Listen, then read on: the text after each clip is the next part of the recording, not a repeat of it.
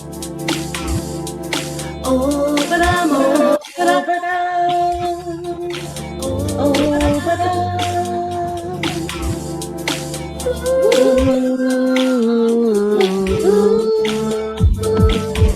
if you got the love and you bide your time, you're full of ambition, we will be fine. So come on. You know what? We're not even gonna play this song anymore. You guys are just gonna sing it to come in. You just say 1, 2, 3, and me and Pudding will just come in. I thought, Yeah. And then Travis, you can just ad lib somewhere along the way. That's us thinking. That's us thinking. Anyway, welcome to Family Affair, the podcast without our wing lady, Travis D, who's been struck down by a cold. Trying my best. Sorry, Mideyah, I'm trying my best. Don't jump on it with the rest of the world, please. All don't. Right. So Mideyah's out today. Hopefully, we'll have taken out the trash with us later. But for now. Anyway, how's everyone doing? Oh, surviving. All right. Surviving. Just chilly. Very enthusiastic. I had to tell off my lecturer today. I enjoyed it as well. I thought I just said to him, stop coming on into the classroom and giving us your problems. I just want to hear the solutions. You're not paid to tell us your problems. Oh, Is that what he's doing? Yes, always playing the victim, looking sympathy. So I just told him straight. I said, I'm always going to be honest and direct with you. It's like basically he said I'm harsh. I come here and I only get paid. Actually, I remember having a school teacher like that. Now put to think of it, he used to always tell us how much you made. He was like, yeah, I'm only on £13 an hour, and you guys will be lucky. He used to tell us you will be lucky to make that, when we're older and stuff. That's like very this. Negative. That is. He was very negative. The guy, he was negative. a religious education teacher, and I didn't even know. Actually, I left the school before he left. That's very hypocritical, isn't it? Yeah. Not a positive bone in his body. Yeah. So yes, Pudding, did you want to say something? No, I was just listening in.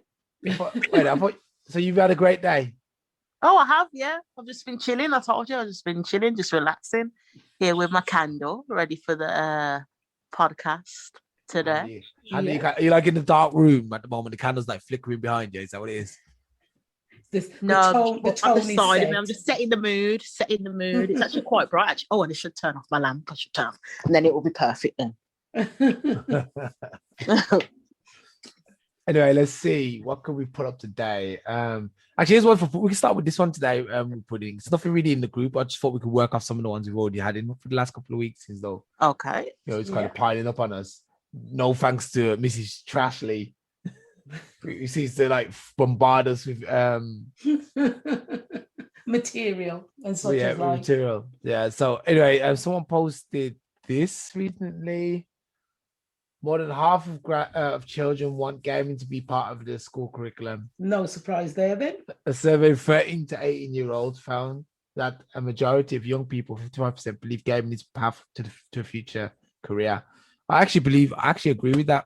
And I do, because my nephew, your cousin, that's what he does for a living. He's 20 and he's already traveling America, Canada, wherever, and they do their, what do you call it? I don't even know the word they use. The tournaments, yes, he does the tournaments and he's making good money from it. So yes, can see. I mean, actually, I would never neglect or take out. What's it? RE. Get rid of RE and history. Put gaming in. History. I actually agree. History is actually quite an important subject. No, not the history the way it is, because it's only it's a one-sided history. That's not, we need to get rid of that type of history. It's old-fashioned and it's very narrow-minded. It's only about the Caucasian people and the negatives with the black people. So no, we don't need that sort of history in the school setting anymore. Get rid. Definitely to revamp history. And be honest for once. Yeah. Do you think they've got enough evidence of, like, let's say, African history anyway that still exists to tell us? I think there is. Destroyed it, probably. No. I think there is, but they don't want to say anything about it because then it will give us too much. What's the word? It would put us too much in the limelight. Then again, you know what? We looked at it in a different angle from what we looked at, because when people look at us, it's usually, they're just from descendants from slaves and backward people and savages. That's how they see us. But if they knew the real history and it was brought in to the school, they would start to have to look at us as their equals, which we are anyway, but we should be looked at in that way. Yeah, I agree with you. I just think that actually, I think if you really want to know about like African history or Black history, I think there's enough sources on the internet to find out anyway. So, you know. Very true, very true. So that's why I say get rid of history. We can learn it off the internet anyway. But then again, you've got to be very careful because the internet is also controlled, so they can feed us what they want to feed us. You know, so. What about going there though? Like, didn't you go 1 year Alstallio to a part of Africa? I've been to Africa, yeah. Yeah, don't they have like any memorabilia there or their own information, like, you know, yeah, to share? Yeah, I think you can find some stuff, yeah, but I don't know. They're also being taught by the Europeans, and they learn the European history as well. The same stuff. They don't get their history taught to them. They get taught European history. That's it. Yeah. I remember a few pretty much at the start of the podcast, I had a woman from South Africa on, and she told me that as well. That they learn the European history, and I was like, "You learn the European history? Why are you in Africa? Do you have your own history?" It's not allowed. Another thing is a lot of European people go there to teach. You know, to get jobs there to teach. Oh yeah, a lot of European African enthusiasts who like to go and live in Africa and stuff, and go and teach. Yeah, teach. Just like if I was to go to Saudi Arabia and teach English, for example, you know, same thing. Yeah. Anyway. Well, from my experience and my current working status, technology has pretty much took over. Like when I actually sit and think, I haven't seen a textbook in years, if I'm honest. Yeah. Even when you a cover teacher, like you don't use a textbook. Like you have your paperwork and stuff, you have the smart board, you have the interactive whiteboard, you have a actual whiteboard, they have tablets, there's even in some circumstances they don't even have books, they have their own tablet and work off a tablet half the day. So I think you might as well bring technology. I wouldn't say gaming, I'd say technology as a whole, you know, is the way forward when it comes to learning. And a lot of the jobs that are currently out there now, the highest paid jobs are in IT and technology anyway. That's what I'm hearing. That's already out there. We're talking about gaming in particular, and I think there is a market for that because a lot of people are addicted to gaming. So yes, I think that is the way forward for the youngsters anyway. It'd be getting a proper 9 till 5 job. Yeah. That'll take over footballers' lives. It'll be gaming lives. yeah, I agree with you. Anyway, moving swiftly on. There was this topic that came up a couple of weeks ago.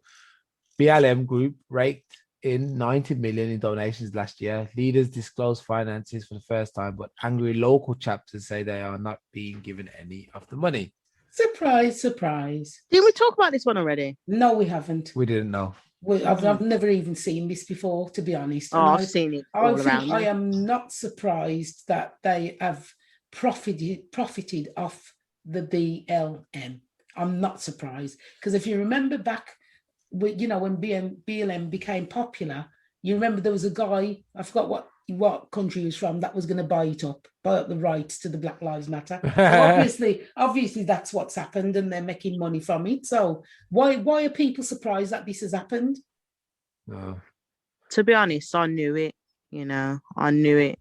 And you feel like it's too good to be true. It's like the only way I can describe it, and I always use this example time and time again. When you find a very authentic musician, you're like, oh my gosh, no one's ever heard of this artist, the underground. And then everyone makes this person popular by their views, following them and putting them out there. And next thing you know, they make it big. Yeah, where they're on all the popular radio stations.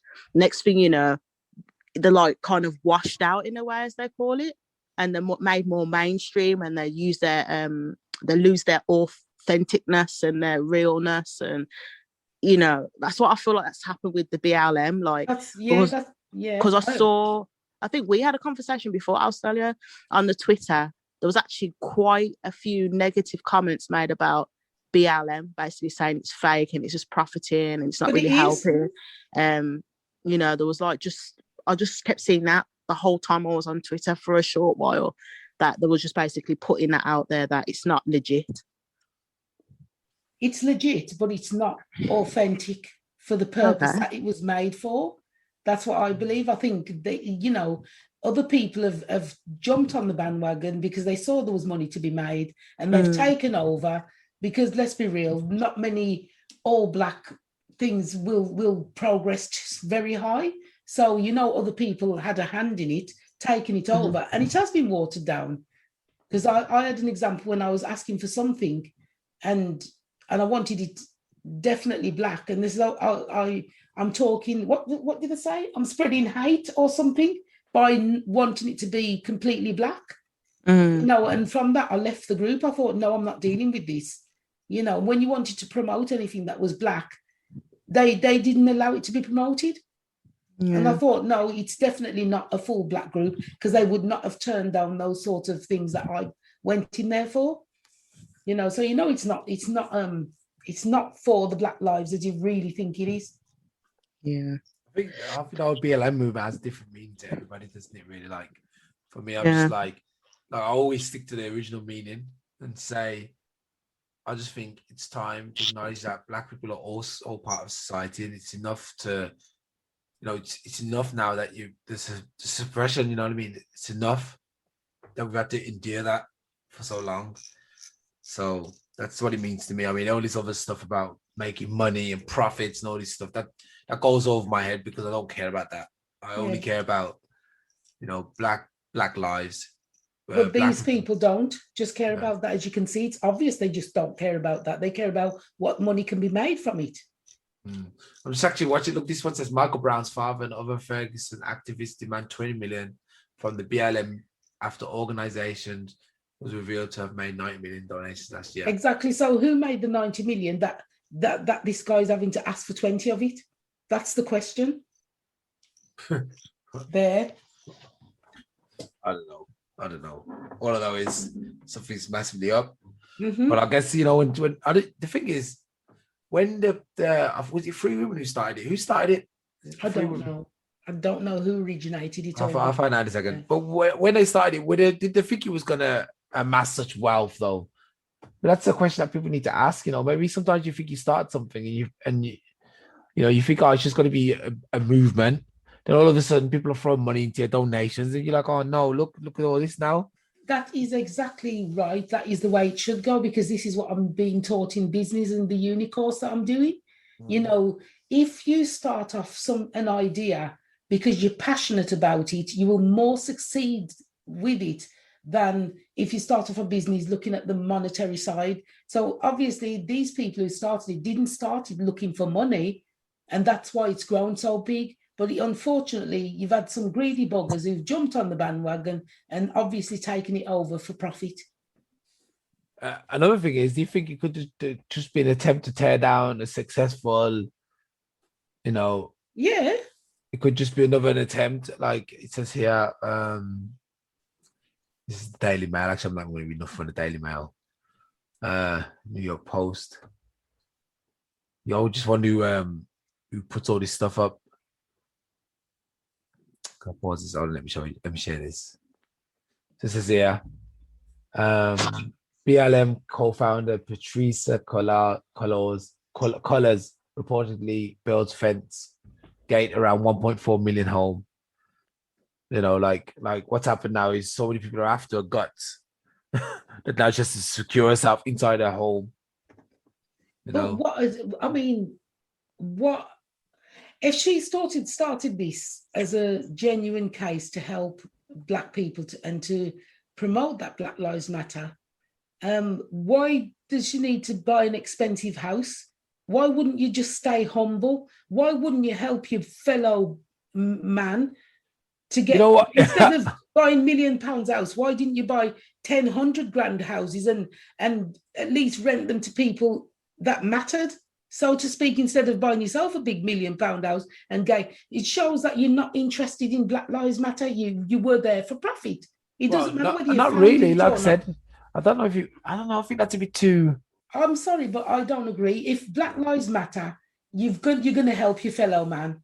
You're going to help, and you're going to make sure that the people who need help genuinely do need the help. You wouldn't be thinking about buying £1 million mansions and £1 million gates. And let's be real. Do you think it should be a humble cause? Yeah, but don't you think there's an issue among Black people anyway with spending? Yeah. And that's we just spend. We're like, you know, we get some money and it's the race to see how quickly we can get rid of it. And that is the problem. This woman resigned anyway from Black Lives Matter. She's resigned now because she's made money.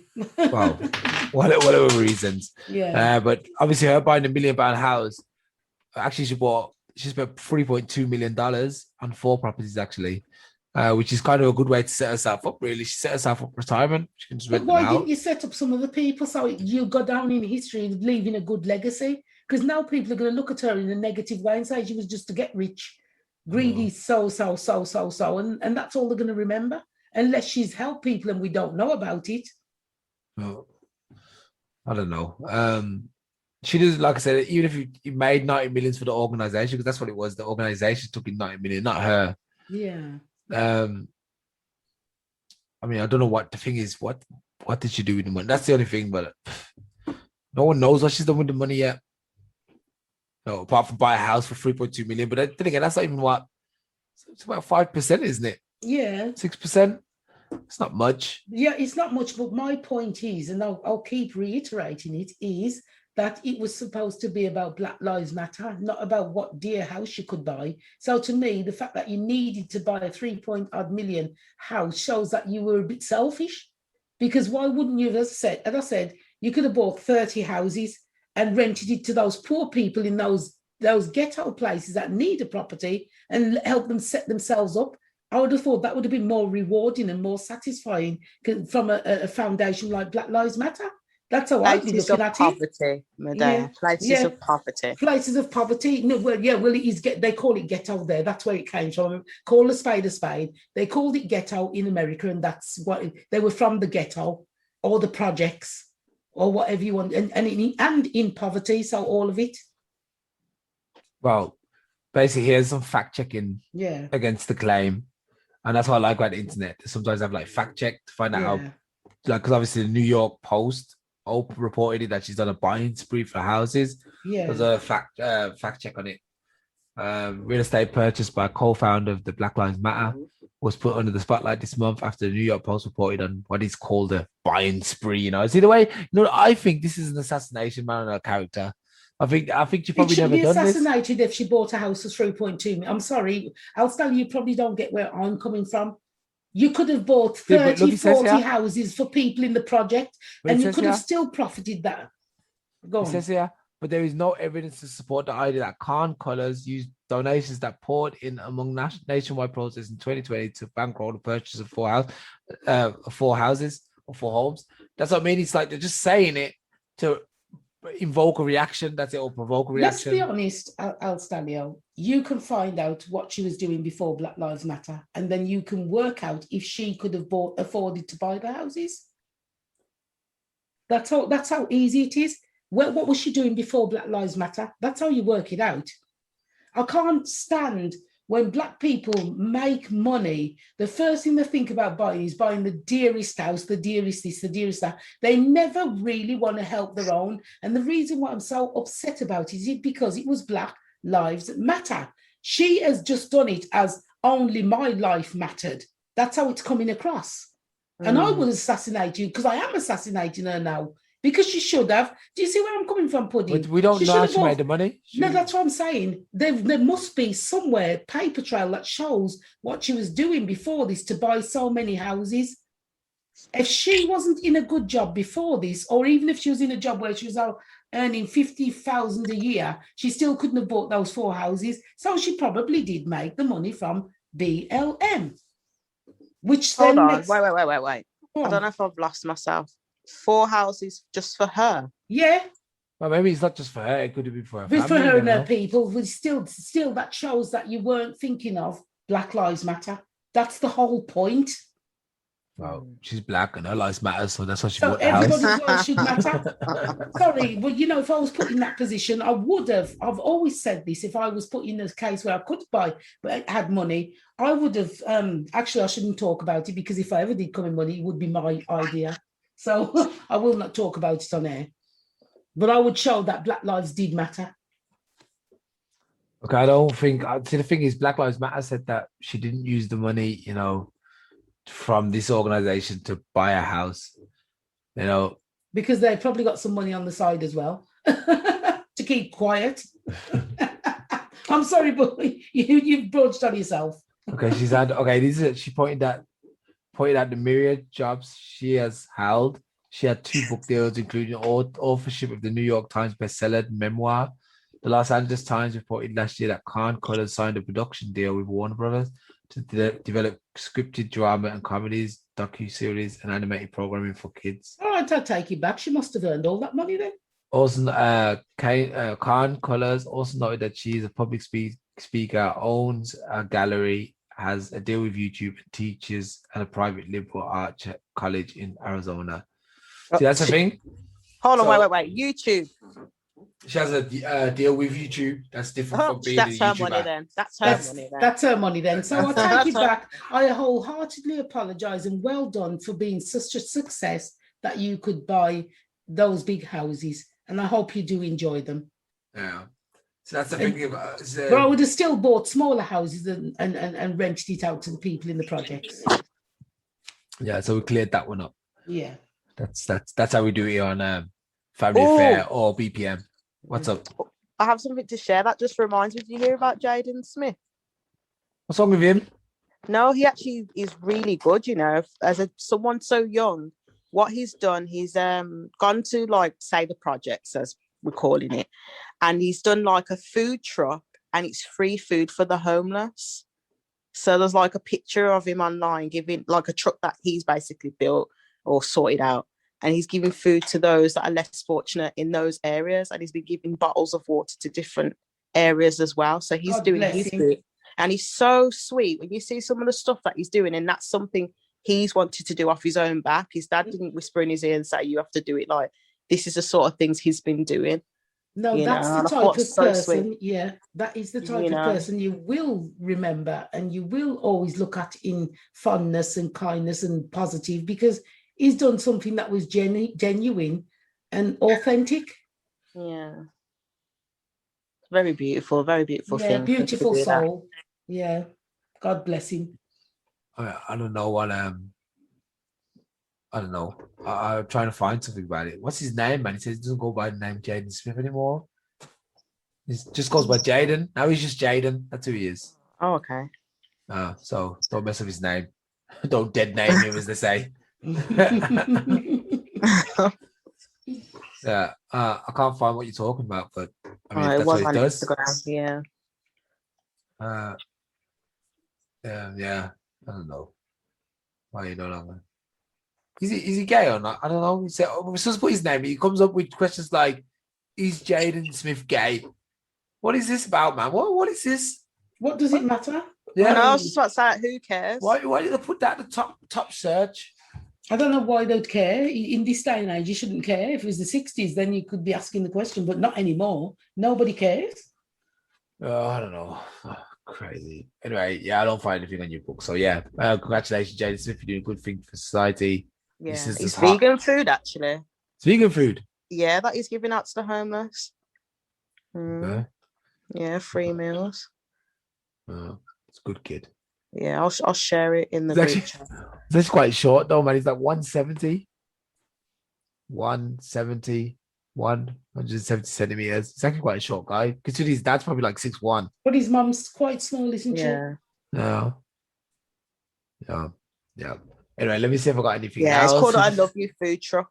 Is that what it's called? Yeah, and it's free vegan meals. Let's see if I can find it. I Love You Food Truck. I Love You Food Truck. And the thing is as well, I keep hearing it as well. Like when every time there's someone giving, I always hear his name in the forefront doing stuff. Like I know years back he went to, is it Flint? Oh, watch his documentary. It's so sad. I think it's a place called Flint. I don't know if I've got it right. And literally, when you live in that area, you can't get like clear water out of the taps. It's all muddy. Oh, yeah. And since 2005, I think, they haven't been able to, well, government's choice, quotation marks, haven't been able to provide even clear water for them to wash in. So they've had to use bottled water to wash and drink. And he even went there to sort out and give water every so often. This is food truck. This is him helping out the needy. Look at this. Doing his service, man. Mm-hmm. Oh my God, I don't know if we're going out food for all those people. He's got employees and everything, man. That's I'm really good. I'm sure like the Smiths have got like a team of people around them, you know. You could just summon up a bunch of people to come and help them out, you know. That's good power. though. That's power, isn't it? Really? Yeah. Yeah. I did want to point out his teeth though. I don't know what that's about. What's this? The grills. What's this? Is that grills also? He's probably got pure diamond grills. What is the meaning of this? He's probably platinum teeth, isn't he? He's got like a chain around his neck, which represents slavery, of course. He's got like a half his head shaved off, and he's got a gold diamond, whatever teeth. He just had to go there as Mideyah would say, okra.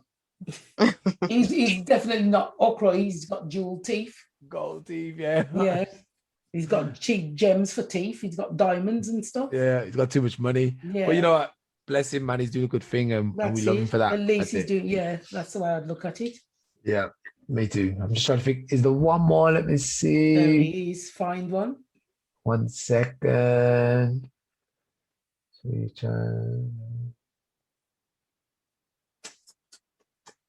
What is this? Oh no, I'm not gonna look at that.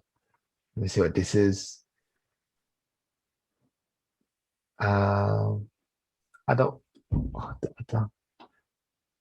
All this stuff is like rubbish. Yeah, all this stuff is. I don't know. All this stuff we could talk a little bit about your psychic friend. Did you listen to that podcast on Monday? I did. I've shared it as well. Yes. Yeah, it was really very interesting guy, isn't he? Yes, he is. He is. Where's the podcast? It's shared on Facebook. Is it shared on Insta as well? I haven't got Facebook. Man.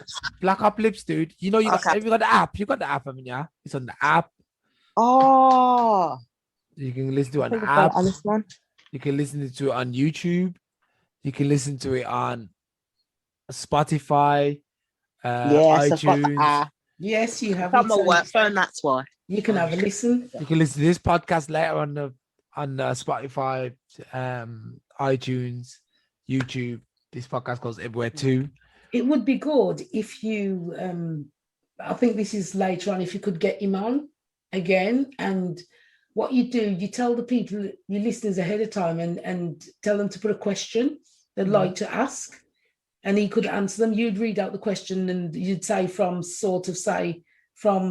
Gemma in England or Martin in France would like to know, sort of thing. That would be a good idea. Yeah, definitely. That's the plan. Anyway, he's definitely coming back on. Anyway, I'm just sorting out date until we get all this other stuff out the way. Yeah, so that's what we're sorting out. Those are the only ones. If we talk quickly about people who are so-called psychic and mediums, the ones who offer you free advice are usually the ones who are genuine. Yeah. I find the ones who tend to charge, and they charge a substantial amount, they are not always genuine. I think they've learned the psychology of cold reading. When they talk to you, they sort of talk as if they're questioning. So you will feed them the information and then they can work off it. Because I think I'd be a very good psychic if I want to. You just say something like, if Pudding was talking to me, I would say something like, I feel like you're not happy in your job. Did you hear the way I said it? You're not happy. And she'd either say yes or no. And if she said no, I'd say, it's probably somebody who's close to you who's not happy in their job. And then she'd think, who do I know? And she'd give a name. That's how easily you can read someone, you know. So you have to be wary of of those type of people, because they rake it in. They really do rake it in. The ones who come on and do tend to offer free advice, they 9 times out of 10 will be genuine. Yeah. There's lots of charlatans out there. Yeah, definitely. Like I said, I definitely like that guy. Enjoyed the interview. He's one of my favorite ones. Yeah. I've had a lot of good interviews this year with Black Uplifts, but that was like top 3 at least. You know who I missed, and I need to get back to talking to, was Pro Black Nigel. What did you talk about with him? I didn't listen to it. Yeah, it was last week, so you can go back and listen to it. Yeah. We spoke about just black issues, you know, and obviously being pro-black, and awesome guy, very intellectual. He's about your age group, actually. Yes, he is. Yeah. Because really nice guy. He's one of my friends. Yeah, you know, and I'm gonna have to have a listen to him. Yeah, he's from the London side, I think. Yeah, I think it's. Did he say? Because he started going off into all these like the good old days in London. Yeah. And for his age, he's very good because he still does gym work. Yeah. I think he's from. Is he from Peckham? Does he say he's from Peckham or something? Those sides, yeah. Yeah. So very good guy. I liked it. So yeah, if you go back and have a listen to that as well, that's available. Will do. Okay, and what else? It seems like our dear Trashley couldn't settle her little one, so yeah, she couldn't. So we couldn't get her on. I'm actually going to see who we got coming up next week. Next week we got on Saturday we got Adonis Electronics coming back on. The guy who's supposed to send me my console. Okay. And then Mr. Dawes is coming back on. He's the author. He's the openly gay author. You know, he's such a great guy, very pleasant guy. Yeah. He's interesting. And then, after that, we'll see. I've got a couple of other people, but I'm not going to say that out now just in case they don't turn up. Yeah. That'll be good. So, Puddy, would you like to start the lead of the song? The ending song? Being as you have to sing it now. Come on. Okay, then. No, wait. No. We're going to have the original song going. No. Messed up a classic. See, I'm good. If you got the love and you bide your time, you're full of ambition. Guys, we're not at this point yet. We're gonna ask everyone's last words for this week. No, we usually that was my last word, and then we talk it. All right, can we have some real last words then? Please start us off. I miss your little ones, man. Forget them, man. I miss them, man. Forget them. I really do. Forget them. I'm before we get to that, speaking of that, do you think it would really work if they ease the restrictions for those who have been vaccinated with the two needles that they should have had? Because I'm trying to think, how are you going to justify that for people who cannot take the vaccine for medical reasons? Because that's what Boris is trying to put in place, that they'll ease restrictions for those who've had the vaccine, but the ones who haven't will still stay. Is that really true? It was being discussed. It's discrimination. I'm trying to imagine that being put in place and how it would work, because there are people who genuinely can't take it. That's true. You know, so why would you, and they were saying something about, this was what the guy was saying with the retired policeman. People who haven't had the vaccine shouldn't get medical treatment if they go to the hospital. However, I'm wondering if he meant if they got COVID itself and not other medical treatments. You guys are going back into lockdown. That's it. that doesn't surprise me. I'll get the bug rolling. That's it. I also saw somebody with a lot today. And the head. Okay, Mideyah, you got anything? I was just going to say, listen, just stay positive and good things come to those who wait, you know, and that's all we can do, you know. Yeah. And I'm going to say, have a wonderful day. Don't overwork yourself. And don't let anyone get on your nerves. That's I know a song. Get on your nerves. Remember when you used to always sing that to me all the time? Good night. Good night.